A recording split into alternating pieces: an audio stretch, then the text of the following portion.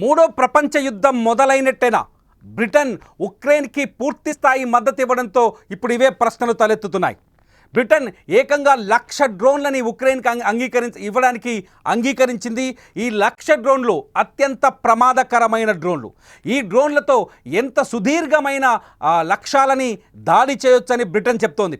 ఈ ఏడాదిలోనే 2026 లోపే ఈ 1,00,000 డ్రోన్లను ఉక్రెయిన్కి అందజేస్తామని ఇవాళ బ్రిటన్ ప్రకటించింది.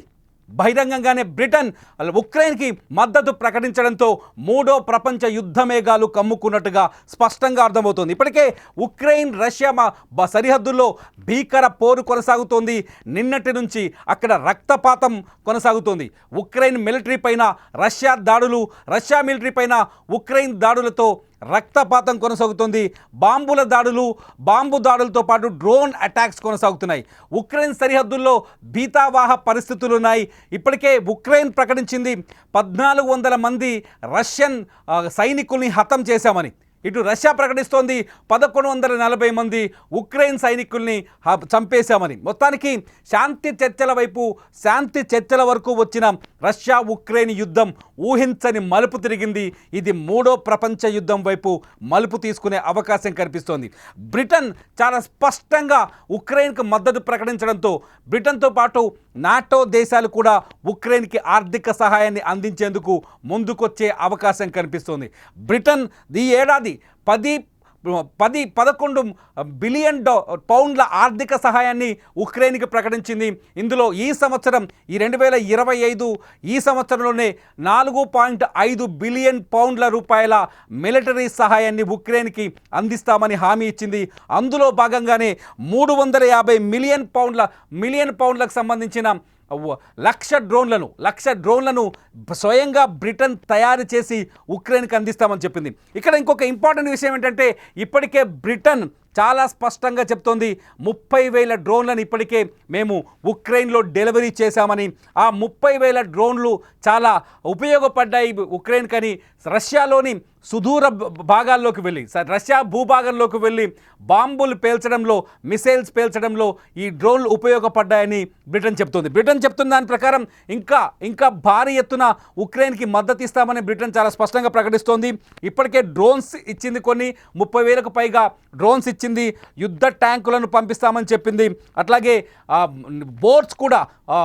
వార్ బోట్స్ కూడా పంపిస్తామని చెప్పింది.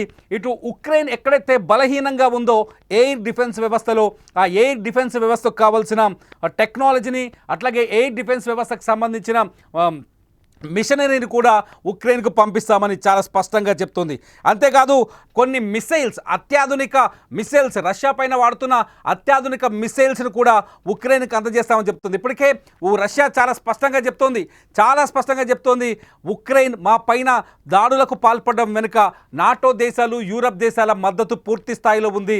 నాటో పైన మేము దాడులు చేయడానికి సిద్ధంగా ఉన్నామని ఇప్పటికే రష్యా ప్రకటించింది. ఈ నేపథ్యంలో దాదాపు 3 సంవత్సరాలుగా నిర్విరామంగా కొనసాగుతున్న ఈ యుద్ధం మూడో ప్రపంచ యుద్ధం వైపు దారితీసే అవకాశాలు చాలా స్పష్టంగా కనిపిస్తున్నాయి. నిన్న ఉక్రెయిన్ ఏదైతే ఆపరేషన్ స్పైడర్ వెబ్ చేసిందో ఒక్కసారిగా 117 డ్రోన్లతో రష్యన్ భూభాగంలోకి వెళ్ళి అక్కడున్న యుద్ధ విమానాల్ని, రష్యా బాంబర్స్, రష్యన్కి సంబంధించిన అత్యంత అధునాతన యుద్ధ విమానాల్ని పేల్చి పడేసిందో ఈ పేల్చుడు వెనక కూడా ఖచ్చితంగా యూరప్ దేశాల మద్దతు ఉందని స్పష్టంగా అర్థమవుతుంది.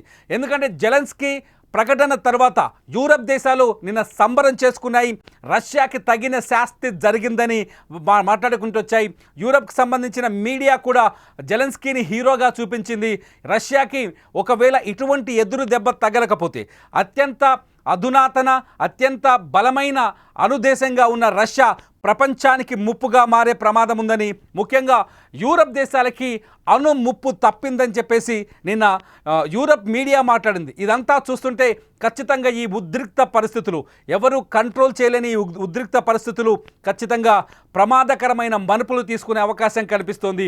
మూడో ప్రపంచ యుద్ధానికి దారితీసే అవకాశాలు చాలా స్పష్టంగా ఉన్నాయని ఇంటర్నేషనల్ మీడియా కూడా చెప్తోంది. మూడో ప్రపంచ యుద్ధానికి సంబంధించి ఇప్పటికే చాలా ఇంపార్టెంట్ CNN కావచ్చు, అట్లాగే ఫస్ట్ పోస్ట్ లాంటి పెద్ద వియాన్ లాంటి పెద్ద మీడియా ఛానళ్ళు కూడా మూడో మూడో ప్రపంచ యుద్ధం ప్రారంభమైందనే కోణంలోనే వార్తని ప్రసారం చేస్తున్నాయి.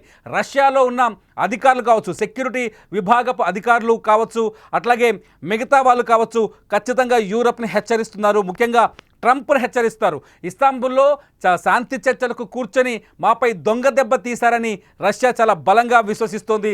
ఈ దొంగ దెబ్బ వెనుక, ఈ డ్రోన్ల అటాక్ వెనుక యూరప్ దేశాల మద్దతు ఉందని చాలా స్పష్టంగా రష్యా ఆరోపిస్తుంది. ఇదంతా పక్కన పెడితే బ్రిటన్ ఇవాళ బాహటంగానే ఉక్రెయిన్కి మద్దతు ప్రకటించడం, 1,00,000 డ్రోన్లు డెలివరీ చేయబోతున్నామని చెప్పడం, ఇప్పటికే బ్రిటన్ దాదాపు $115 బిలియన్ పౌండ్లని ఈ డ్రోన్ల తయారీ కోసం ఇన్వెస్ట్ చేస్తుంది. ఈ డ్రోన్లని తీసుకొచ్చి ముఖ్యంగా ఇప్పుడు విపత్కర పరిస్థితుల్లో ఉన్న తమ సరిహద్దు స్నేహితుడు ఉక్రెయిన్కి అందజేయాలని డిసైడ్ అయింది బ్రిటన్ ఖచ్చితంగా ఉక్రెయిన్కి పూర్తి స్థాయిలో మద్దతు అందిస్తోందని అర్థమవుతుంది. రష్యా ఉక్రెయిన్ యుద్ధంలోకి ఇప్పుడు బ్రిటన్ అధికారికంగా ఎంటర్ అయినట్టుగా తెలుస్తోంది. బ్రిటన్ ఇప్పటికే కొంత సైనిక బలగాల్ని కూడా ఉక్రెయిన్కి పంపించినట్టుగా తెలుస్తోంది. నాటో దళాలు కూడా అతి త్వరలోనే ఉక్రెయిన్లోకి ఎంటర్ అయ్యే అవకాశం కనిపిస్తోంది. ఒకవేళ నాటో బలగాలు కనుక ఉక్రెయిన్లోకి ఎంటర్ అయి ఉక్రెయిన్ తరఫున రష్యా పైన యుద్ధాన్ని ప్రకటిస్తే ఖచ్చితంగా రష్యా వ్యూహాత్మక దాడులకు తెగబడే అవకాశం కనిపిస్తోంది. రష్యా ఒక అడుగు వెనక్కేసినట్టుగా కనిపిస్తోంది. డ్రోన్ల దాడి తర్వాత ఉక్రెయిన్ చేసిన ఆపరేషన్ స్పైడర్ వెబ్ తర్వాత ఒక అడుగు వెనక్కి వేసినట్టుగా కనిపిస్తుంది. ఏ క్షణమైనా రష్యా ఖచ్చితంగా అది ఉక్రెయిన్ పైన దాడి చేస్తుందా ఈసారి రష్యా, లేకపోతే నాటో దేశాలపైన దాడి చేస్తుందా అనేది ఆసక్తికరంగా మారింది. భయానక పరిస్థితులే కనిపిస్తున్నాయి. యూరప్ ఇప్పటికే యూరప్లోని చాలా దేశాలు తమ దేశాల్లోని పౌరుల్ని హెచ్చరించాయి. యూరప్లోని చాలా దేశాలు తమ దేశాల్లోని పౌరులకి సివిల్ డిఫెన్స్ వ్యవస్థ మొత్తం పౌరుల్ని ఎలా అయితే యుద్ధం నుంచి సురక్షితంగా ఉండాలి, ఒకవేళ ఎమర్జెన్సీ పరిస్థితులు వస్తే ఎలా తమను తాము రక్షించుకోవాలనే అంశంపైన ఇప్పటికే అవగాహన కూడా కల్పించింది. యూరప్లోని అనేక దేశాలు, ఆఖరికి జర్మనీ కూడా ఒక యాప్ను తయారు చేసింది. జర్మనీ తమ దేశంలో ఎవరైతే పౌరులు ఉన్నారో ఆ పౌరులు తమను తాము ఎలా కాపాడుకోవాలనే ఉద్దేశంతో ఒక యాప్ని తయారు చేసింది. బంకర్లలో ఎలా తలదాచుకోవాలి, మీరు స్క్రీన్ పైన చూస్తున్నారు. ఇది జర్మనీలో ప్రకటించిన ఒక ఇమేజ్. ఇది ఈ ప్రకటన బంకర్లలో, యుద్ధ సమయంలో బంకర్లలో కానీ సురక్షితమైన ప్రాంతాల్లో కానీ ఎలా పోవాలని, సివిల్ డిఫెన్స్ షెల్టర్లోకి ఎలా ఎంటర్ అవ్వాలని చెప్పే ఉద్దేశంతో జర్మనీ ప్రకటించిన ఒక ప్రకటన ఇది. జర్మనీ ప్రకటించిన ఒక కరపత్రం. అట్లాగే యాప్ల రూపంలో జర్మనీ కావచ్చు, ఫిన్లాండ్ కావచ్చు, కాకపోతే మిగతా దేశాలన్నీ, యూరప్ దేశాలన్నీ ఇప్పటికే రష్యా ఏ క్షణమైనా దాడులు చేయొచ్చు తమ పైన అనే కోణంలో ఉన్నట్టుగా తెలుస్తోంది. ఉక్రెయిన్తో మొదలైన ఈ యుద్ధం ఖచ్చితంగా మూడో ప్రపంచ యుద్ధం వైపు మలుపు తీసుకునే అవకాశాలు కనిపిస్తున్నాయి.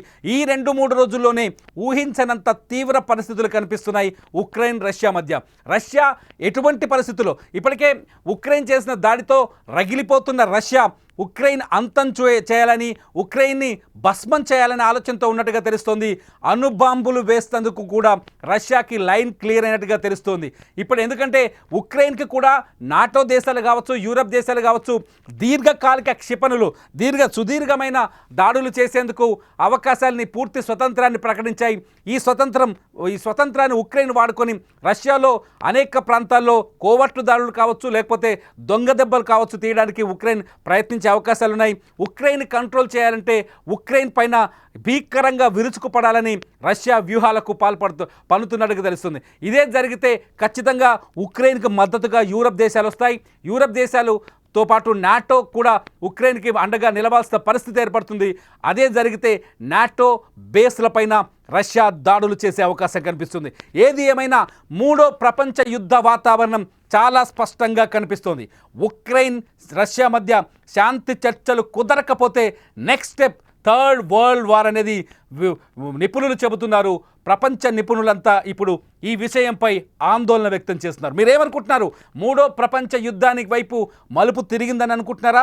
రష్యా ఉక్రెయిన్ ఉద్రిక్తతలని మీరు ఏ విధంగా అంచనా వేస్తున్నారు? ఈ వీడియో కింద కామెంట్ చేయండి. మీ కామెంట్స్ ఇక నుంచి లైవ్లో చూడొచ్చు.